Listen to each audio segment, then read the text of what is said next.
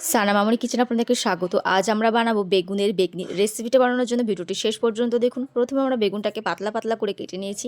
বেগুনটাকে ধুয়ে পরিষ্কার করে নিয়েছি। তারপর আমরা লবণ, হলুদ গুঁড়ো, লঙ্কা গুঁড়ো দিয়ে ভালো করে মাখিয়ে নিতে হবে। খুব সুন্দরভাবে মাখানো হয়ে গেছে।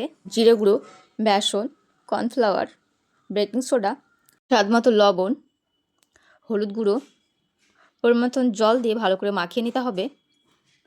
খুব সুন্দরভাবে মাখানো হয়ে গেছে। কড়াইতে পরিমতন তেল দিয়ে তেলটা ভালো করে গরম করে বেসনের মধ্যে বেগুনটাকে ভালো করে চুবিয়ে গরম তেলের মধ্যে এক এক করে দিয়ে দেব।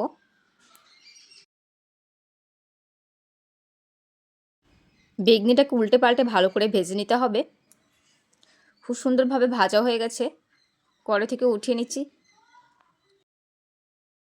সেম একইভাবে বেগুনগুলো দিয়ে দেব।